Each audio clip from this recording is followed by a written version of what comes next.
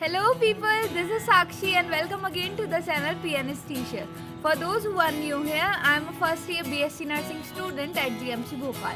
In this video, I will be teaching you some of the tips and tricks that you should use in your BSc Nursing first year in the anatomy section. In this video, we mainly going to study about the female reproductive system or the reproduction unit, which is the last unit of this book. So in this section, firstly we will be discussing about the ovary and its functions and the menstrual cycle. Don't forget to hit that subscribe button below, and now without any further delay, let's get started. So the main preferred book in this section, which is the anatomy section, is the Ross and Wilson Anatomy and Physiology. This book is so great and this book contains a lot of flowcharts and diagrams. Let me show you that this book is so colored and there are a lot of diagrams which makes our understanding more better than any other books that we prefer. So let me show you, and for studying we can highlight all the important topics that seems to be difficult and that seems to be memorized continuously. So I have highlighted all these things. And in this video, we mainly going to study about the female reproductive system or the reproduction unit, which is the last unit of this book. So in this section, firstly we will be discussing about the ovary and its functions and the menstrual cycle. So आप लोगों ने ये cycles पहले भी बहुत बार पढ़ी होंगी, but every time we used to study this topic, there are some confusion in our mind which are not cleared at all. Means कुछ ना कुछ ऐसी confusions रह जाती हैं जो हमें उस time पे समझ नहीं आती हैं या थोड़ी ज़्यादा difficult लगती है. So for studying this topic, if we prefer our book section firstly, we will study this topic like this. The birth of the ovary and the female child held over a million of immature follicles. The maturation is controlled by the hypothalamus. Then it releases the associated glands, both of which act as the ovary. In addition to the ovary has an endocrine function and releases hormone essential for the physiological and changes during the reproductive cycle. The source of hormones are estrogen, progesterone, inhibin in the follicle cells. In the follicle itself, during the first half of the cycle, while the ovum is developing, within the follicle secretes increasing amounts of estrogen after the ovulation, and the corpus luteum secretes a progesterone. This was so difficult, no? If we directly study this book contains a lot of compact things and this becomes a little difficult for us to understand.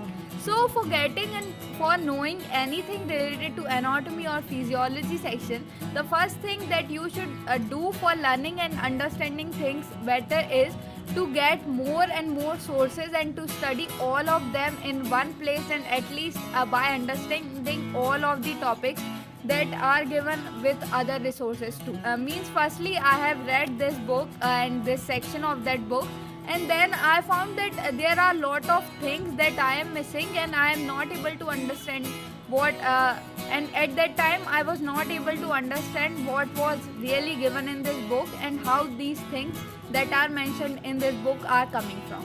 So for clearing my doubts at that time, I searched for other options in the YouTube as well as on Telegram as well as many PDF books too. So finally I found many of the contents and there are lot of flowcharts and lot of detailed explanation that are already present in this YouTube section.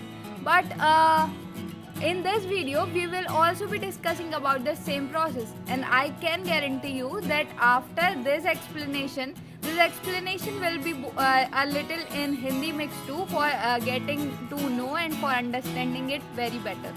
After which we will discuss about the flowcharts that I have made myself by using all these other resources that are present excluding our textbook. So let's get started. So let's discuss about the ovaries first.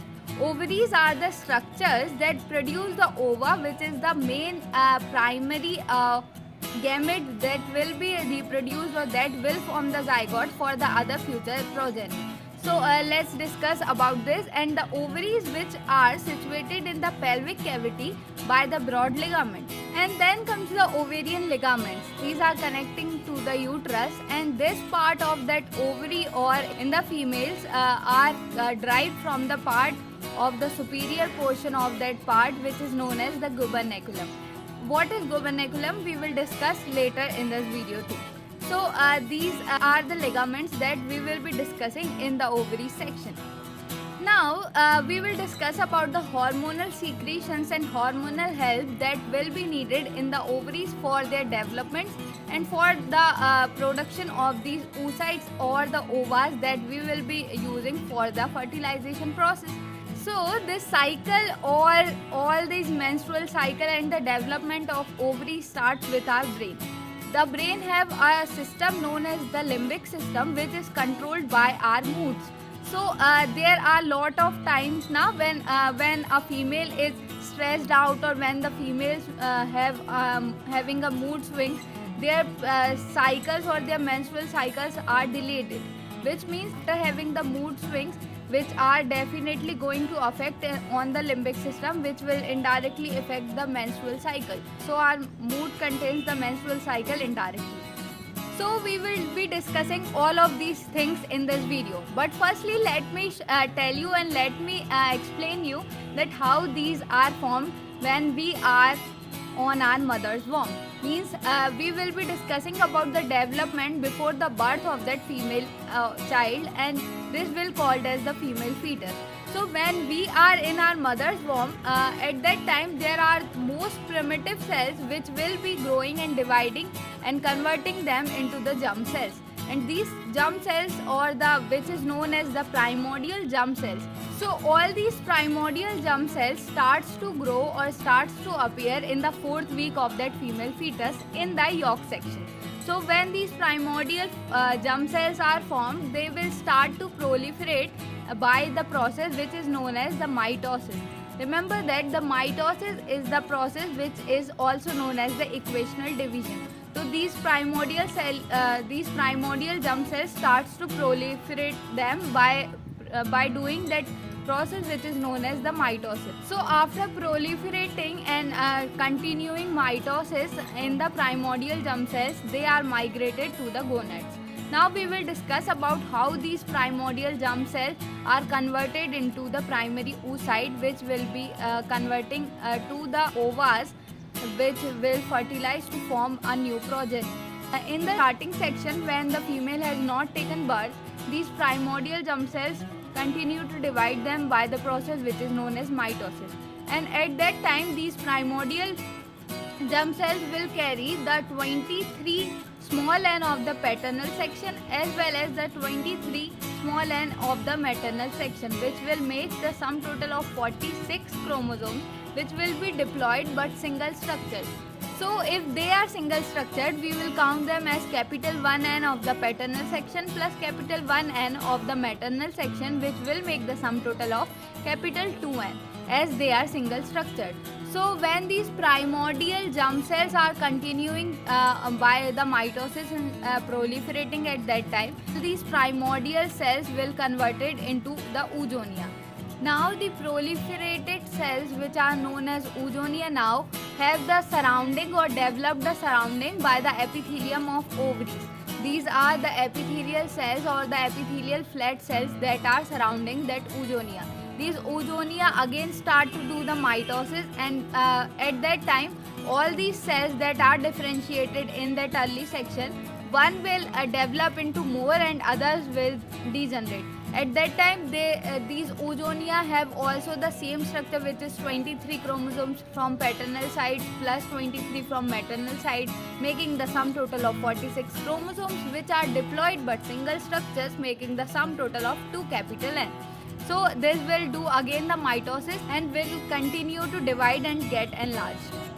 And when these oogonia do the mitosis, which is known as equational division, they are converted into primary oocytes. These primary oocytes are also carrying the same structure of 46 chromosomes, diploid and the 2 capital N, but at this time they will start to do the division, which is by meiosis. So just before starting that division, they will replicate its DNA, which means 2 capital N structured will be converted into 4 capital N structure. After replicating its DNA, the primary oocyte will start to do its meiotic division, which is the reductional division. But remember one thing, that these primary oocytes, which are all these primary oocytes that are formed at that time in the female fetus, will be replicating its DNA and they will start to do the meiosis process. But all these primary cells having the replicated DNA, which is the 4n structure, or the 46 chromosomes having a diploid structure, will remain like this. Means at the time when they start to do the meiosis, they will get arrested in the prophase 1 or mainly at the diplotin stage. Yes, all these cells got arrested in that phase, and this is never completed before the puberty. So before the birth of the female child, all those primordial germ cells are converted into oozonia by mitosis. Then that oozonia again converted into the primary oocyte by mitosis again, which is the equational division. And then after replicating their DNA, they will start to do the process which is known as meiosis. But all of them get arrested in the prophase 1 and mainly at the diplotin stage. And they will be able to complete its first meiotic division by the time when the female has taken birth, and after many years when the female will attain her puberty. So now I have described a lot of things to you before the birth of that female. So all those females that have not taken birth has already settled and already developed all the oozonias or the eggs that she will be releasing in the next section, so after the puberty is attained.